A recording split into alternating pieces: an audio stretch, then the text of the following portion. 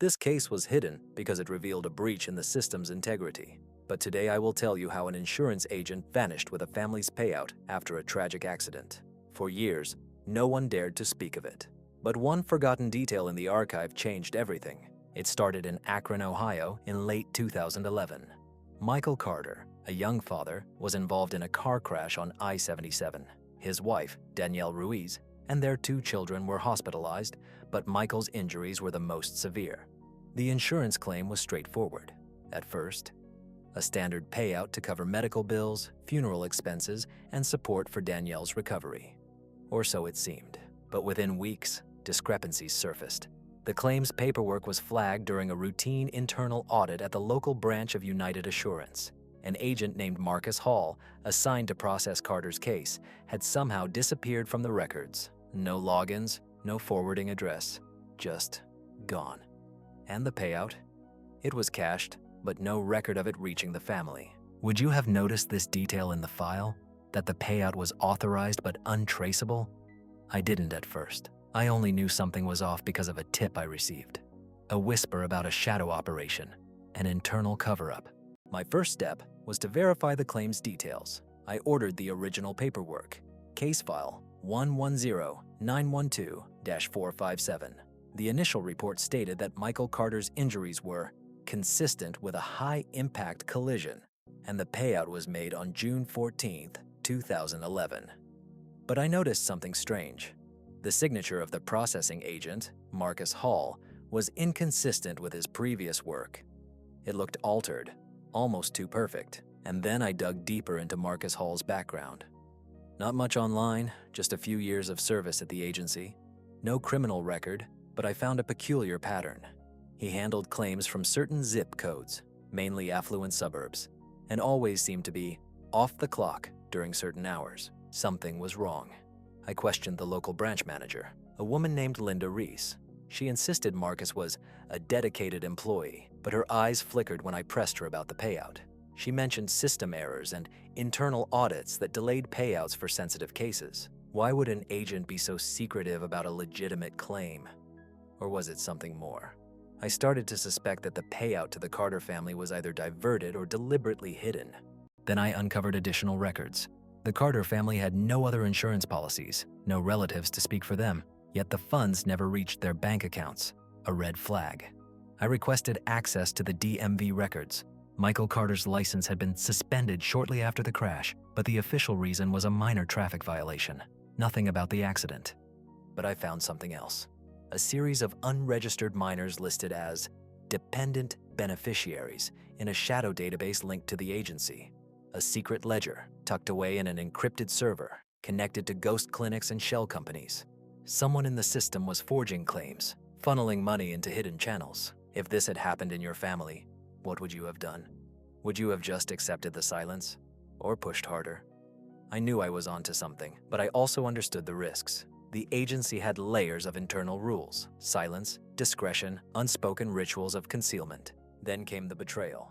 As I pieced together the puzzle, I received an anonymous warning: stop digging, or your career will be over.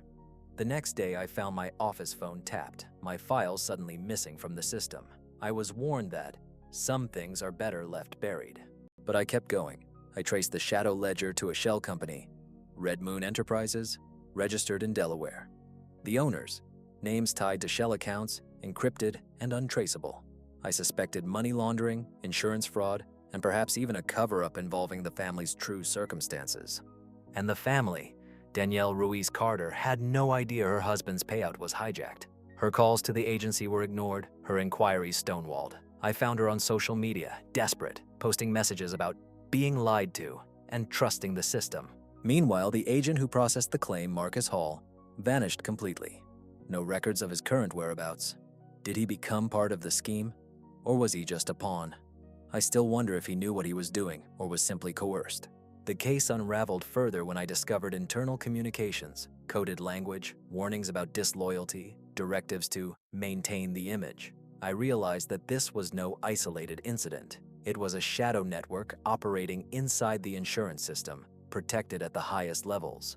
Eventually, I managed to get a partial leak of the internal audit documents. They confirmed what I suspected. The payout had been rerouted through a series of shell accounts, then diverted into untraceable offshore accounts. The family's claim was never paid out in full. The money vanished. But here's the bitter truth. I was ordered to back off. Officially, the case was closed as an administrative error. No criminal charges, no public investigation, just silence. The files were sealed. The agents involved reassigned or quietly retired. If this had happened in your family, what would you have done?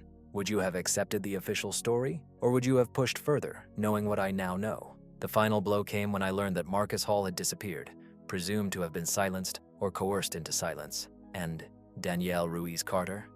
She vanished from the records, her case closed without explanation. This is the truth they tried to hide. A shadow operation, masked as a routine claim where trust was a currency traded in secrecy. And the real question remains, who benefits from these lies? Would you have believed the official version, or would you have seen the cracks in the facade? If you've listened this far, you're searching for the truth. Subscribe.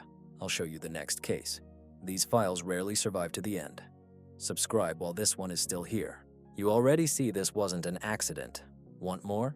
Subscribe. I solved more than one case, and this is only the beginning. Subscribe if you're ready for the next. This file was never meant to be released. Subscribe while it's accessible. If you've made it this far, you're already part of the investigation. Subscribe. And this is only one episode. Subscribe so I can show you the next. Every day, I'll post a real case from my archive. Investigations I solved that still unsettle me. Subscribe so you don't miss the next one. And drop a comment. Your thoughts matter. Stay safe. See you tomorrow. The story doesn't end with the disappearance of Marcus Hall or the silent treatment from the agency. There's a deeper layer, something I only uncovered long after I was forced to back off. And it's still out there, lurking behind the official files waiting to surface. Years later, I managed to obtain a partial FOA request, unredacted police reports from the Akron PD, case number 110912-457. What I found was chilling. The accident involving Michael Carter was officially classified as a minor collision. Yet the forensic reports told a different story. The car's crash data recorder showed evidence of deliberate tampering. Braking systems overridden, accelerometer readings manipulated. Someone had staged that accident. Why? That's the question that haunted me. Was Michael Carter targeted, or was his family merely collateral damage in a larger operation? I suspect the latter. The shadow ledger, the shell companies, the unregistered miners, all pointing to a systematic effort to control claims, money, and perhaps even cover up something far darker. And then I found an internal memo, an unsigned note dated just days after the crash titled Operation Red Moon, Phase 2. It referenced external pressure and distraction protocols. Someone was trying to keep this quiet to contain the fallout before it spiraled out of control. But who and why? Here's what I think. The insurance fraud was just a front. The real motive was control. Control over the payout system, over vulnerable families, over the flow of money hidden in offshore accounts. The accident was orchestrated, perhaps to justify the claim, or to eliminate witnesses. The agent's disappearance, a cover-up, or maybe he knew too much. Would you have noticed the subtle signs? The altered signatures, the suspicious claims, the untraceable payouts? Probably not. That's the point. It was designed to stay hidden. But I did notice, and I kept digging despite the warnings. In the end, I uncovered a pattern. Dozens of claims filed under similar circumstances, all with suspicious payouts, all linked through shadow accounts. The family's story was just one piece of a vast, unseen puzzle, an elaborate network that used the insurance system as a funnel for money laundering, extortion, and perhaps even blackmail. And the most unsettling part, the agency covered for it. Internal investigations were inconclusive. Whistleblowers disappeared or were silenced. The files I got were meticulously sanitized, redacted beyond usability, but I still kept a copy because I knew this wasn't just about one family or one agent. It was a systemic failure, a crack in the facade of trust. If this had happened in your family, what would you have done? Would you have accepted the official silence, or would you have fought harder? Because the truth is, once you start peeling back the layers, you realize how deeply embedded the corruption runs. It's like a virus, spreading quietly, infecting everything it touches. And I ask myself, how many other cases like this are buried, hidden behind layers of bureaucracy and fear? How many families were sacrificed to keep this secret? I don't have the answers, only the files, only the memories of my own doubts, regrets, and the knowledge that some truths are better left unseen. But the question remains, who's really in control? The families, the agents, or the unseen puppeteers pulling the strings from behind the curtain? If you think this is just a story, think again. These secrets don't stay buried forever. Somewhere, someone is watching, listening, and maybe, just maybe, they want this story to be told. Would you have believed the official story if it had been your family? Or did you see the cracks from the start?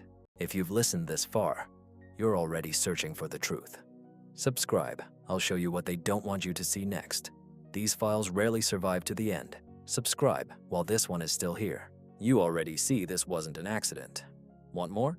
Subscribe. I've uncovered enough to make anyone question what's real. Subscribe if you're ready for the next chapter. This file was never meant to be released. Subscribe while it's accessible. If you've made it this far, you're already part of the investigation. Subscribe. And remember, the truth is always waiting just beneath the surface. After years of digging, I discovered that the shadow network didn't just operate within the confines of the insurance industry. It reached further, into the very fabric of local government, law enforcement, and even the courts. Every lead pointed to a complex web of influence designed to protect those at the top and silence anyone who dared to expose the truth. In 2017, I obtained a sealed court document hidden deep within a civil case file from Travis County, Texas. Case number 17, CR 4567. It was an obscure lawsuit involving a family who had lost everything after an accident, much like the Carters. But what struck me was the testimony of a whistleblower, an internal investigator from the insurance agency who had been threatened into silence. His name was David Reynolds. Reynolds claimed that the agency's internal integrity team was orchestrated by a clandestine group, the Red Moon Circle, an elite cabal controlling claims, payouts, and even the adjudication of disputes. They used coded language, subtle threats, and covert pressure to maintain control. He described how claims were manipulated, how payouts were diverted, and how innocent families were sacrificed to serve the interests of this shadow organization. Would you have believed a whistleblower in a sealed court document?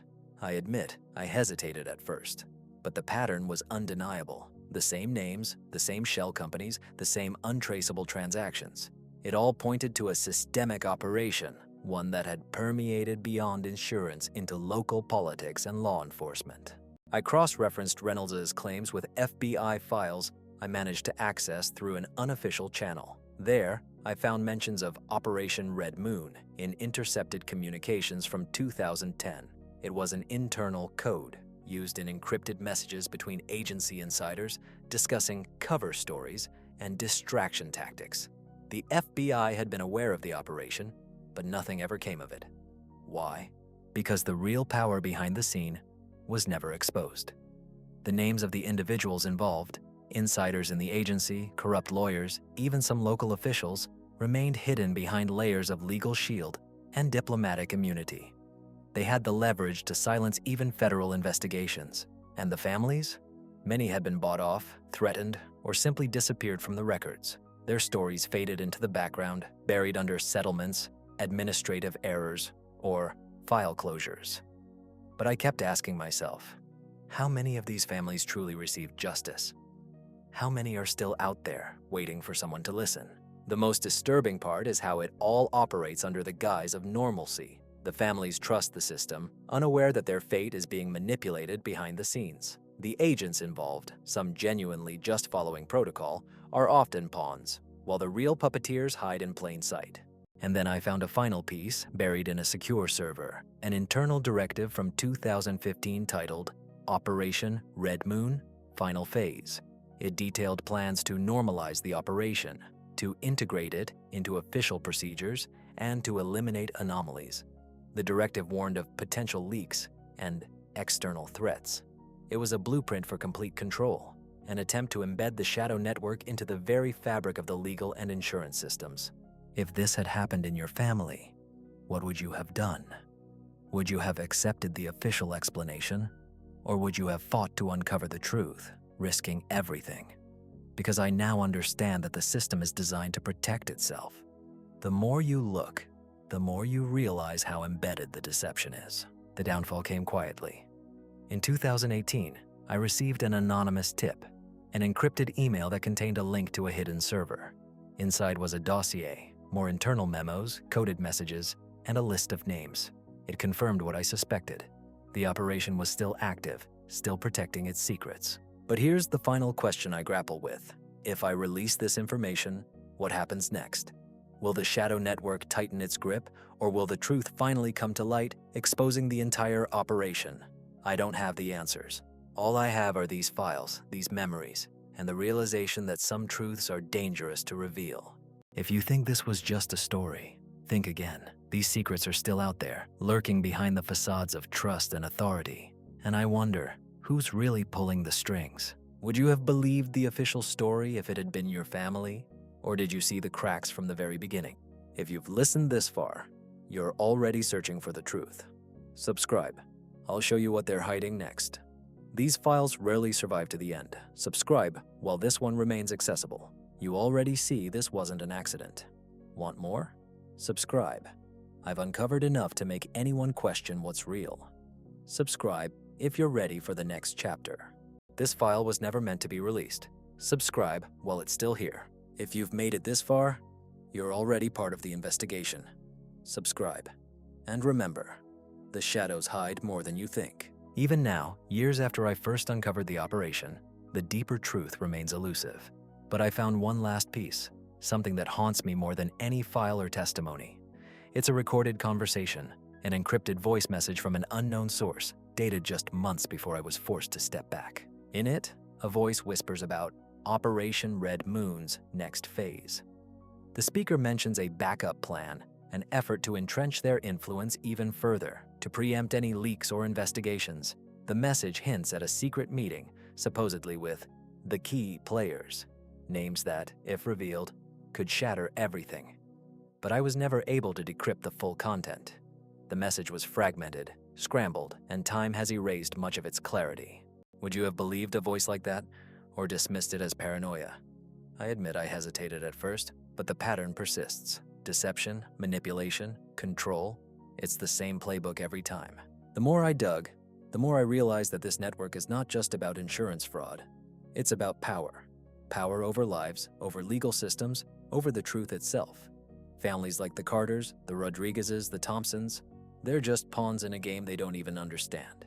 The real puppeteers operate from behind the scenes, cloaked in secrecy, protected by layers of bureaucratic armor. And in some cases, I believe the operation has expanded beyond the US borders. Money and influence flowing into offshore accounts, shadowy alliances with international entities that operate outside the law. I found references to project timelines and global reach tucked into encrypted servers, documents that suggest this isn't an isolated American phenomenon. It's a blueprint for control worldwide. If this is true, and I believe it is, then the scope is beyond what most can imagine. The families lost, the claims falsified, the money laundered.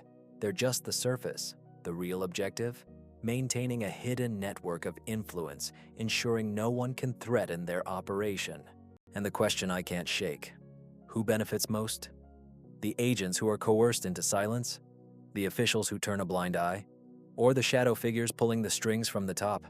The ones who never appear in any official record, yet seem to control everything? I wonder, if I released these last pieces, this voice, this encrypted message, would it finally break the silence? Or would it trigger a shutdown, a final cover-up? I've seen what happens when secrets get too close to the light. They fight back, hard. If you think this is just a story, think again. These truths are dangerous. They threaten powerful interests. Those who prefer the system stay intact, clean, untouched.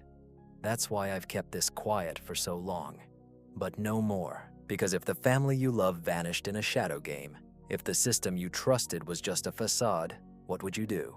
Would you keep silent, or would you fight to uncover the real story? If you've listened this far, if you're still searching, then you already know. The truth is hiding right beneath the surface, waiting to be uncovered. Subscribe. I'll show you what they don't want you to see next. These files rarely survive this long, Subscribe while this is still accessible. You already see this wasn't an accident. Want more? Subscribe. I've uncovered enough to make anyone question what's real. Subscribe if you're ready for the next chapter. This file was never meant to be released. Subscribe while it's still here. If you've made it this far, you're part of the investigation now. Subscribe, and remember, the shadows hide more than you think, and they always watch.